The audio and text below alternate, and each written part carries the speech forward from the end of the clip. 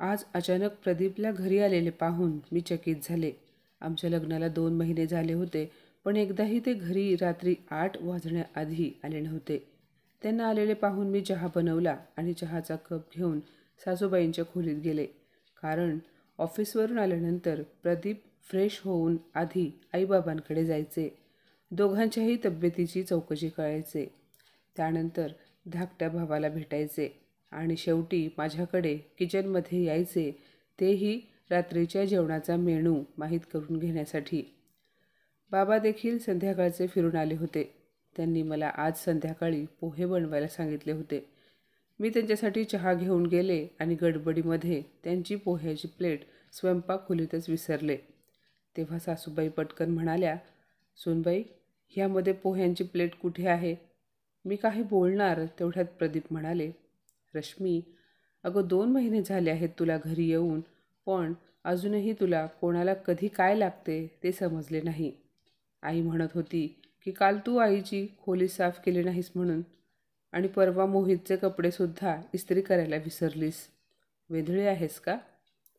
तेव्हा जखमेवर मीठ चोळत सासूबाई म्हणाल्या, "प्रदीप, परक्या घरची मुलगी आहे.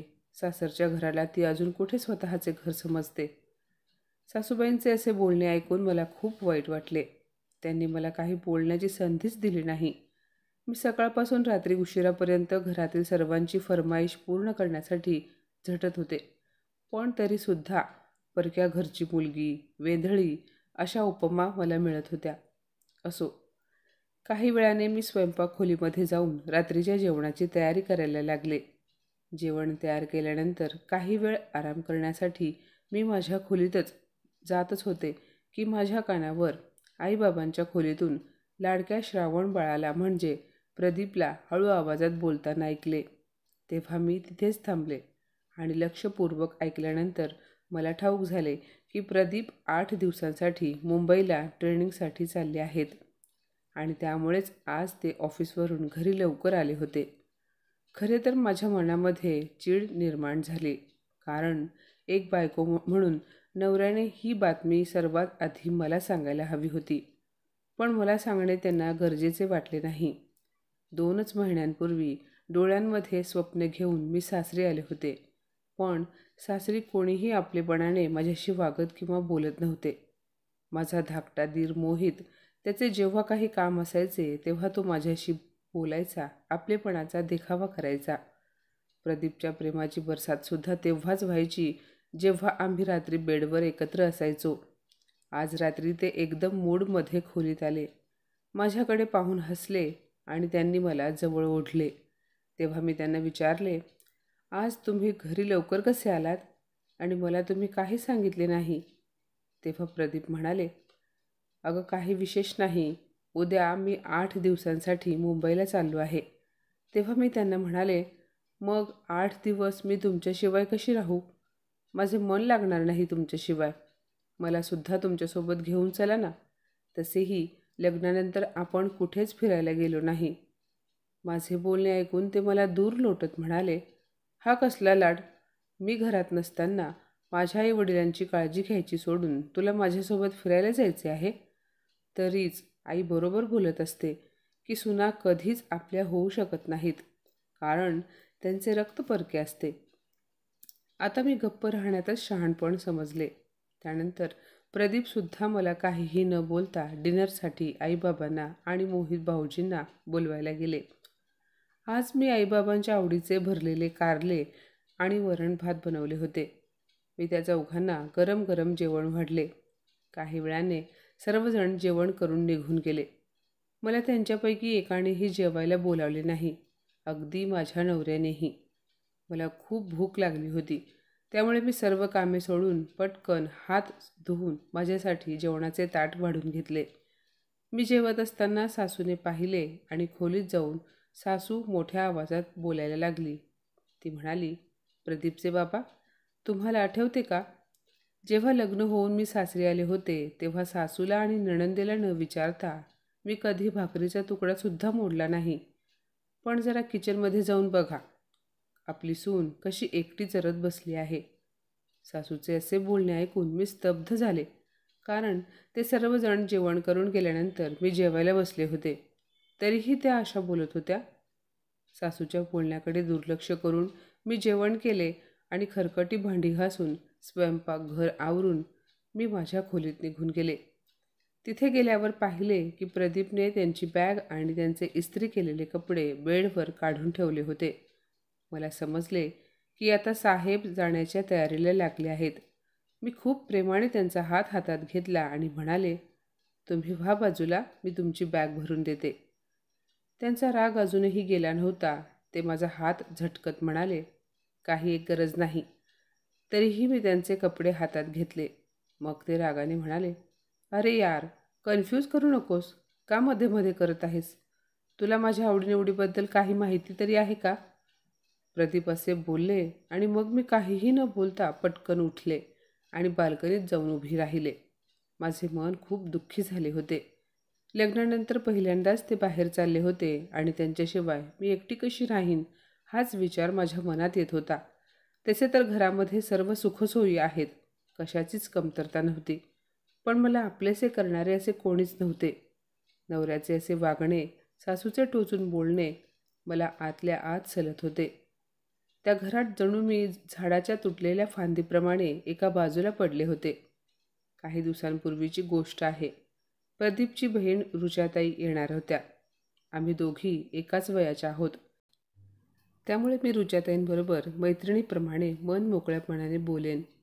त्यामुळे मी विचार केला की मला लग्नात मिळालेल्या साड्या आणि भेटवस्तू मी रुचाताईंना दाखवेन. जर त्यांना त्यातील काही आवडले तर मी त्यांना देईन. मी मोहित भाऊजींना रुचाताईंच्या खाण्यापिण्याच्या आवडीबद्दल विचारले आणि त्यांनी सांगितल्याप्रमाणे मी ताईंच्या आवडीचे मटर पनीर, भरलेली भेंडी, तांदळाची खीर बनवली. सर्व कामे झाल्यानंतर मी हलकासा मेकअप करून तयार झाले आणि ताईंची वाट पाहायला लागले. रुचाताई त्यांच्या 2 वर्षाच्या बंटीला घेऊन आल्या होत्या. त्यांना पाहून मी आनंदाने पुढे गेले आणि त्यांच्या गळ्यात पडले. पण तेव्हा रुचाताईंनी मला पटकन स्वतःपासून वेगळे केले आणि एक औपचारिक हास्य देऊन त्या आईबाबांच्या खोलीमध्ये निघून गेल्या. मला खूप वाईट वाटले. तरीही मी सर्व काही विसरून नणंदेच्या सेवेमध्ये लागले.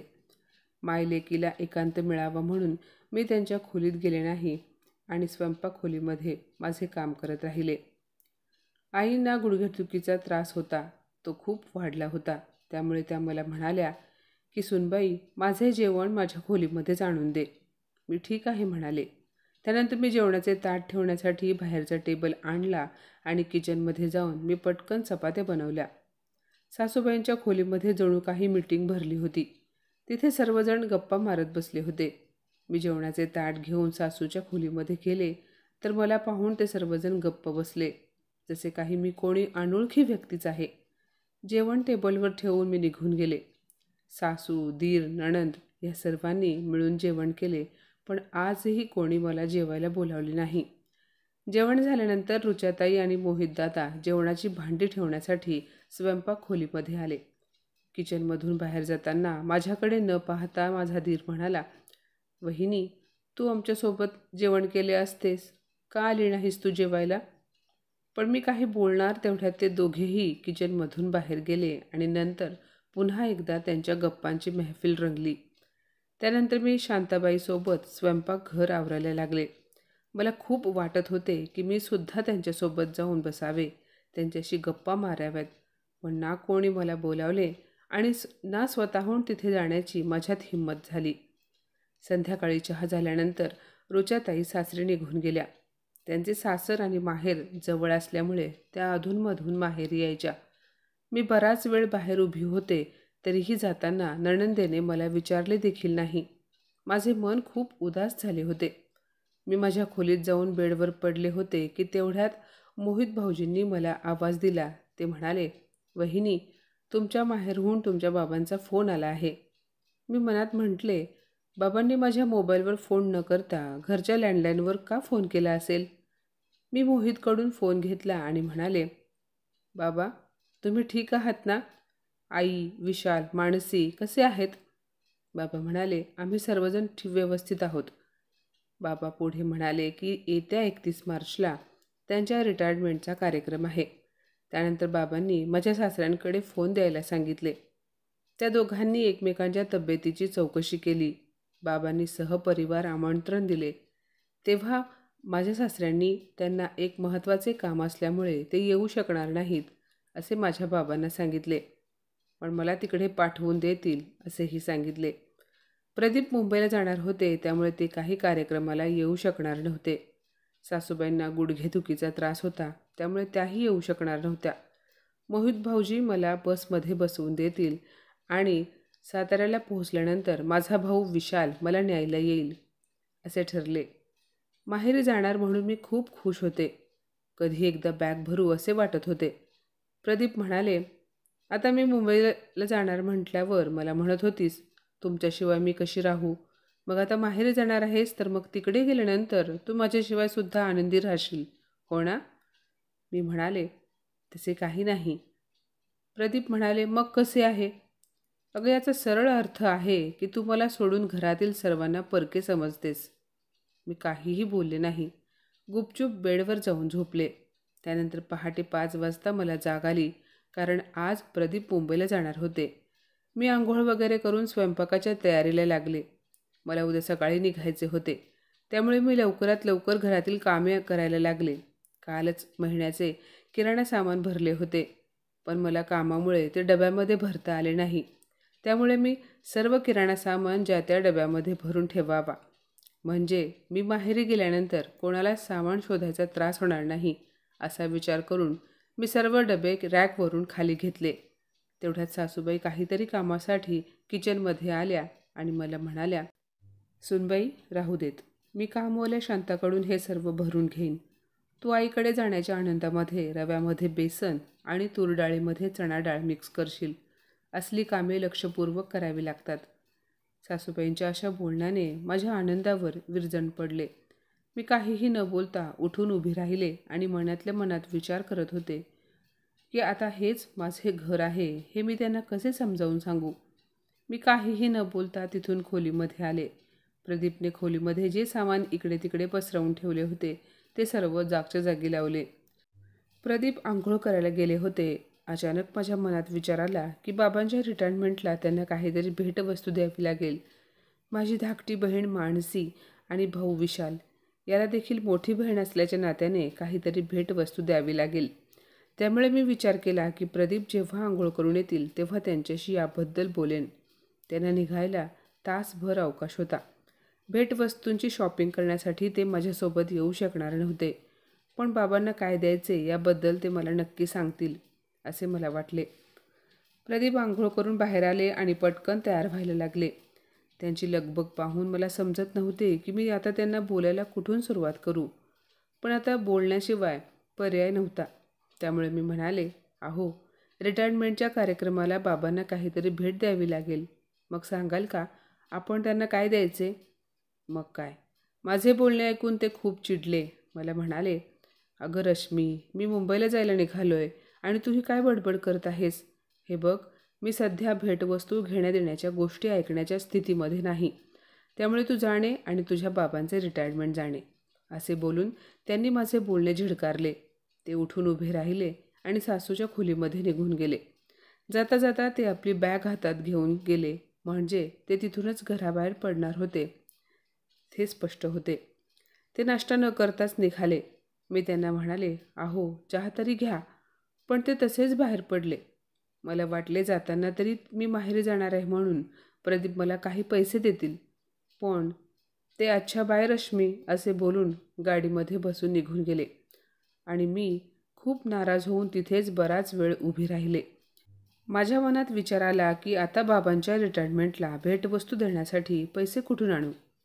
ज्याच्यावर माझा अधिकार होता तो तर मला दुर्लक्ष करून निघून गेला आणि सासू सासऱ्यांना पैसे मागावे म्हटले तर पैसे मागण्यामध्ये लाज आणि स्वाभिमानाची भिंत उभी होती.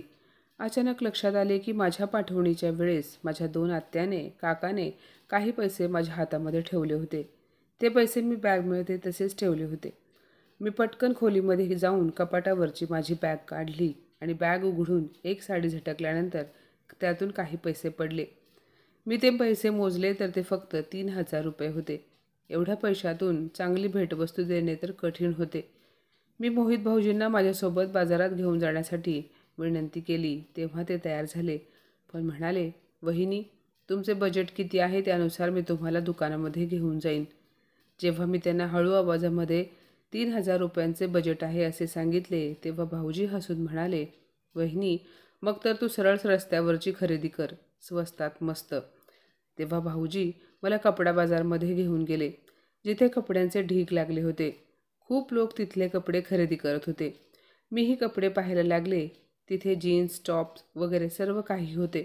त्यामुळे मी मानसी आणि विशालला स्वस्तातले कपडे घेऊन आईबाबांसाठी काहीतरी चांगले घ्यावे असा विचार केला. त्याप्रमाणे खरेदी केली. आईसाठी एक स्वस्तातली साडी आणि बाबांसाठी एक छानशी शाल घेऊन मी घरी आले. रिक्षाचे पैसे भाऊजींनी दिले. सासू म्हणाली, बघू काय काय खरेदी केली आहेस. तेव्हा मी त्यांना खरेदी केलेली दाखवली. तेव्हा सासूबाई म्हणाल्या, अगो तू किती सुंदर साडी आणली आहेस तुझ्या आईसाठी. मला बाई फार आवडली. सूत खूप छान आहे साडीचे, मस्त. सासूचे बोलणे ऐकून मी चकित झाले, कारण ती साडी साधारण होती, स्वस्तातली होती, तरी देखील सासूबाई त्या साडीचे कौतुक करत होत्या. मानसी आणि विशालचे कपडे पाहून सासूबाई मला म्हणाल्या, यांच्यासाठी का घेतलेस कपडे.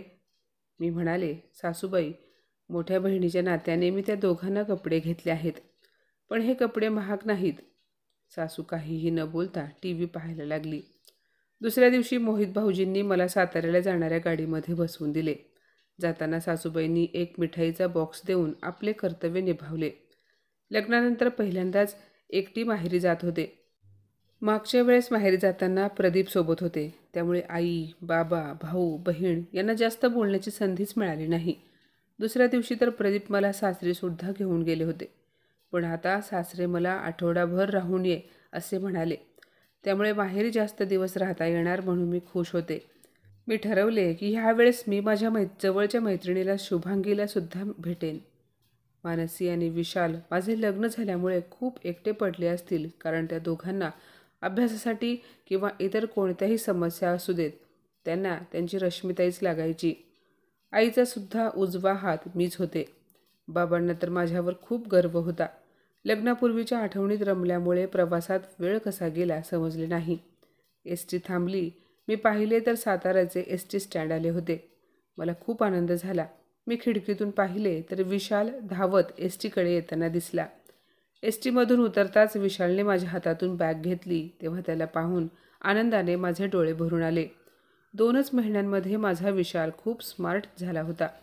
केसांची नवीन हेअरस्टाईल, डोळ्यांवर लावलेला काळा चष्मा, त्यामुळे तो खूप छान दिसत होता. घरी पोचल्यानंतर असे वाटले की खूप दिवसातून हरवलेली माझी वस्तू मला अचानक मिळाली आहे. मी आईबाबांना वाकून नमस्कार केला. दोघांनीही माझ्या पाठीवरून हात फिरवला. मला असे वाटले की मी ह्या प्रेमासाठी खूप आसुसले होते. माझ्या आणि सासरच्यांबद्दल विचारपूस करून आई किचनमध्ये निघून गेली. मी बाबांना त्यांच्या तब्येतीबद्दल आणि विशाल मानसीच्या अभ्यासाबद्दल चौकशी करायला लागले. मी आज बऱ्याच दिवसातून आनंदी वातावरणात जेवण केले. मानसी आणि विशाल माझ्या बॅगच्या आसपास फिरायला लागले. विशाल म्हणाला, ताई, तू आमच्यासाठी पुण्याहून काय आणलेस. तेव्हा मी लाजेने मान खाली घातली. असे वाटत होते की कोणत्या तोंडाने मी यांना भेटवस्तू दाखवू. मी अनिश्चेने बॅगमधून त्यांच्यासाठी आणलेले कपडे काढून दिले. कपडे पाहताच मानसी आणि विशालने तोंड उतरले. दोघेही माझ्याकडे पाहायला लागले. मानसी म्हणाली, ताई, तू सुद्धा कमाल करतेस. एवढ्या मोठ्या पुण्याहून तू आमच्यासाठी हे असले फालतू ड्रेसेस आणले आहेत. विशालही म्हणाला, अगं ताई, असले चीप कपडे तर आपल्या कामवाली बाईची मुलेसुद्धा घालत नाहीत. मी लाज आणि अपमान यामुळे दुःखी झाले होते. तसे तर ते दोघेही बरोबरच बोलत होते, कारण मी आणलेले कपडे त्यांच्या योग्यतेचे नव्हते. पण एका क्षुल्लक कारणामुळे ते दोघे आज पहिल्यांदा मला असे अपमानास्पद बोलले होते. दोघांनीही मी आणलेल्या भेटवस्तू पलंगावर ठेवल्या आणि बाहेर निघून गेले. मी आश्चर्यचकित होऊन त्यांच्याकडे पाहायला लागले.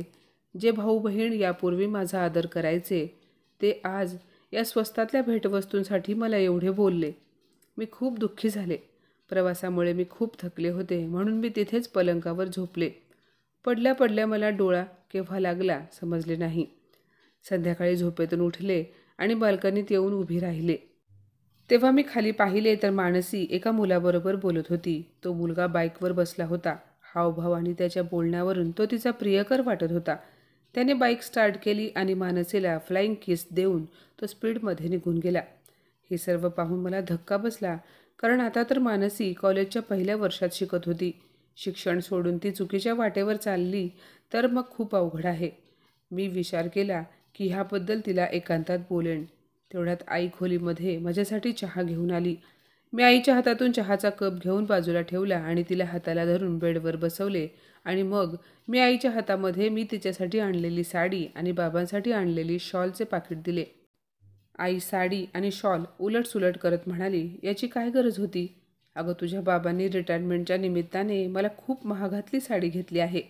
असे बोलून आई मी आणलेली साडी आणि शाल तिथेच ठेवून किचनमध्ये निघून गेली. मला खूप वाईट वाटले.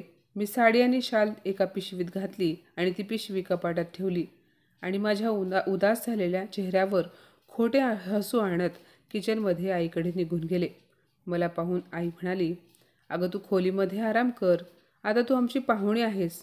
आईचे बोलणे ऐकून माझे डोळे पाण्याने भरले. मी डोळ्यातील अश्रू लपवत उगाच भांडी उलटपलट करायला लागले. मला लग्नापूर्वीचे दिवस आठवले. जेव्हा मी किचनमध्ये जायचे तेव्हा आई स्वयंपाकाचे बघ असे सांगून खोलीत जाऊन आराम करायची. उद्या कार्यक्रमासाठी माझी मावशी, काकू, आत्या सर्व पाहुणे मंडळी येतील, तेव्हा तर आईला माझ्याशी बोलायला जरासुद्धा सवड मिळणार नाही. त्यामुळे मला खूप वाटत होते की आईच्या खांद्यावर डोके ठेवून खूप रडावे आणि मन हलके करावे. पण आईने तर तिच्या कामात व्यस्त होती. तिला माझी चौकशी करण्यासाठी सुद्धा वेळ नव्हता. दुसऱ्या दिवशी घरी पाहुणे मंडळींची रेलचेल सुरू झाली. माझे नवीनच लग्न झाल्यामुळे सर्वजण मला माझ्या सासरच्यांबद्दल विचारायला लागले. म्हणजे माझी सासू कशी आहे, नवऱ्याचा स्वभाव कसा आहे. पण मी मनातल्या मनामध्ये सर्व गोष्टी लपवून उत्तर देत होते. मी असे कसे सांगू शकत होते की घरातील सर्वजण मला अजूनही आपली समजत नाहीत, अगदी माझा नवराही. बाबांच्या सेवानिवृत्तीचा कार्यक्रम व्यवस्थित पार पडला. ऑफिसमधील सर्वांनी बाबांच्या स्वभावाचे, कामाचे, इमानदारीचे खूप कौतुक केले. मी बाबांच्या चेहऱ्याकडे पाहिले. त्यांनी कृत्रिम आनंदाचा जो मुखवटा लावला होता तो अनेकदा सरकत होता. तेव्हा बाबांच्या चेहऱ्यावरून त्या काळजीच्या रेषा मी स्पष्ट वाचले. ही काळजी मानसी आणि विशालबद्दल होती, जे अजूनही सेटल झाले नव्हते. त्यांचे शिक्षण, नोकरी, लग्न सर्व काही अजूनही बाकी होते.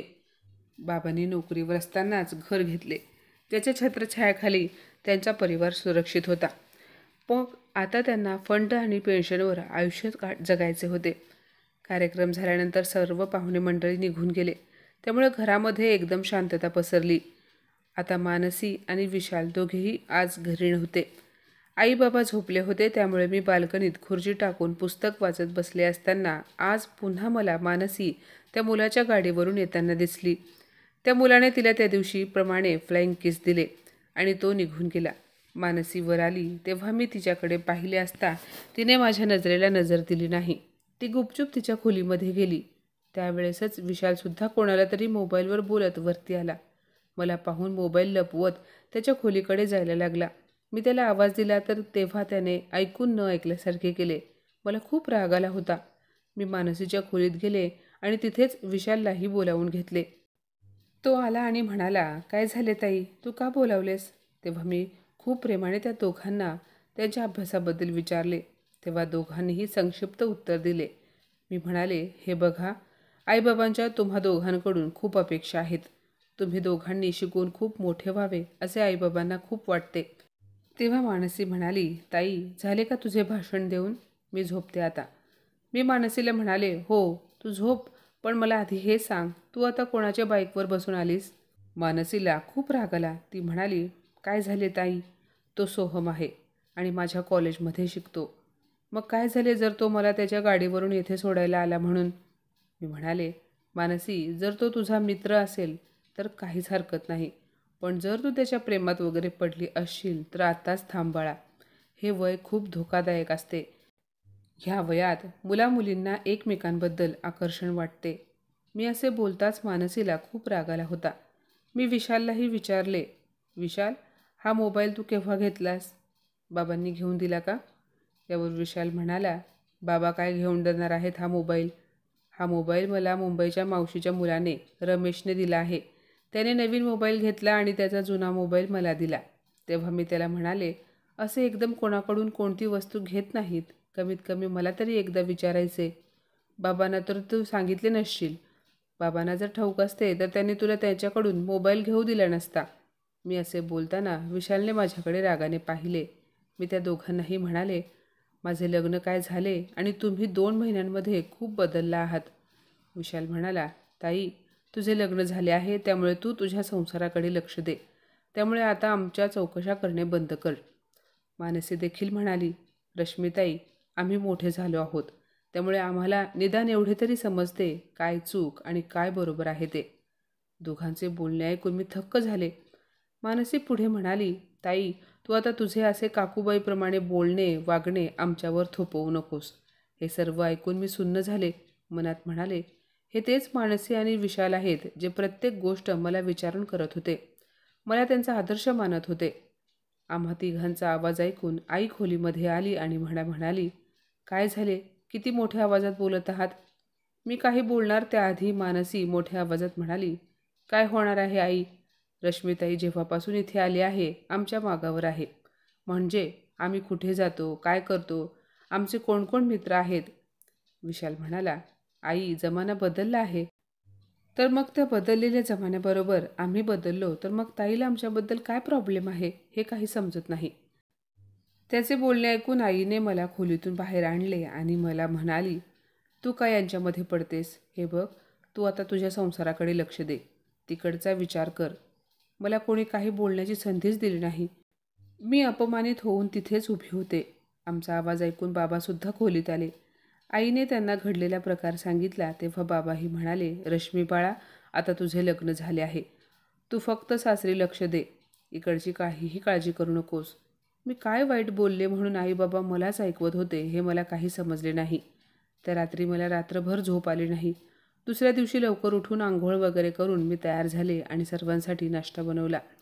विशाल आणि मानसीला आवाज देऊन त्यांच्या खोलीमध्ये चहा घेऊन गेले. आईबाबांना सुद्धा चहा त्यांच्या खोलीमध्ये नेऊन दिला. सर्वजण गप्प होते. त्यानंतर मी खूप आवडीने आईबाबांच्या आवडीचे जेवण बनवले. किचनमधून बाहेर जातच होते की आईने मला आवाज दिला. मी आईच्या खोलीमध्ये गेले तेव्हा आई बाबांना रिटायरमेंटमध्ये मिळालेल्या एक एक भेटवस्तू पाहत होती.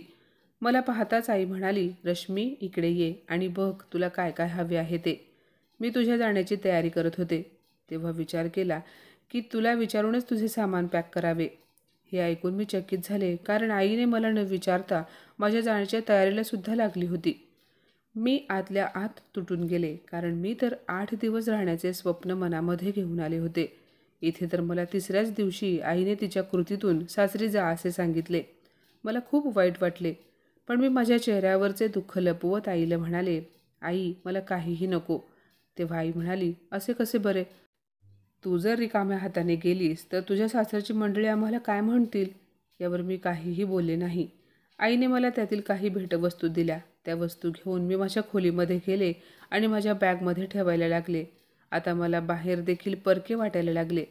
बॅग भरताना माझे डोळे भरून आले. मनातल्या वेदना कमी करण्यासाठी मी माझ्या सर्वात प्रिय मैत्रिणीला शुभांगीला फोन लावला, पण ती सुद्धा शहराबाहेर गेली होती. वेळ जाता जात नव्हता. ज्या माहेरी येण्यासाठी मी एवढी उतावळी झाली होते तिथे आता एक एक क्षण घालवणे कठीण झाले होते. काही वेळाने बाबा माझ्याजवळ येऊन बसले. ते सुद्धा निराश दिसत होते. मी म्हणाले, बाबा, काय झाले, तुमचा चेहरा असा उदास का दिसतोय. बाबा म्हणाले, मी कुठेतरी नोकरी करावी म्हणतोय. महागाईच्या जमान्यामध्ये फक्त पेन्शनवर सर्व काही सांभाळणे कठीण आहे. पण आता या वयामध्ये नोकरी करण्यासाठी कोणापुढे हात जोडू. बाबांचे बोलणे ऐकून मी खूप दुःखी झाले. मी बाबांना म्हणाले, बाबा, तुम्ही माझ्या लग्नाची घाई का केलीत. जर माझे लग्न झाले नसते तर आज मला तुमच्याच कॉलेजमध्ये लेक्चरर म्हणून नोकरीला असते. मी तुम्हाला कितीदा सांगितले की मला लग्न करायचे नाही, पण दोघांनीही माझे ऐकले नाही. बाबा म्हणाले, रश्मी बाळा, अगं, एक ना एक दिवस तुला लग्न करून ह्या घरातून जायचेच होते. परके धन कोणी आपल्या घरी ठेवून घेतो का. आता मलाच काहीतरी पाहावे लागेल असे बोलून बाबा खोलीतून बाहेर निघून गेले. बाबांचेही बोलणे ऐकून माझे मन पुन्हा दुःखी झाले. इथे सुद्धा परकी आणि सासरीसुद्धा परकी. मनात हाहाकार उठला. माझे नक्की घर कोणते आहे हा प्रश्न मला सतावू लागला. डोळ्यातून अश्रू वाहू लागले. मी स्वतःला सांभाळले आणि आईकडे जाऊन स्वयंपाक खोलीत तिला मदत करावी असा विचार केला. पण आई म्हणाली, अगं आराम कर, मी सर्व करेन. आता मला एकटीला ही कामे करण्याची सवय झाली आहे. मनात विचार आला की आईला मानसीबद्दल सांगावे, पण आई याचे खूप टेन्शन घेईल हा विचार करून मी पुन्हा गप्प बसले. दुसऱ्या दिवशी सकाळी लवकर उठून आंघोळ वगैरे करून मी सासरी जायला तयार झाले. मानसी विशालचा चेहरा पाहून असे वाटत होते की ते माझी जाण्याचीच वाट पाहत आहेत. मी आईबाबांना वाकून नमस्कार केला. विशाल आणि मानसीला भेटले आणि रिक्षात जाऊन बसले. विशाल मला एस.टी. स्टँडवर सोडायला आला होता. त्याने मला एस.टीमध्ये बसवले आणि मला म्हणाला, ताई मला कॉलेजला जायला उशीर होतोय, मी जातो. जाताना विशालने एकदा मागे वळून पाहिले. मी डोळ्यात पाणी आणून त्याच्याकडे पाहत होते. तो बाय असे बोलून पटकन निघून गेला.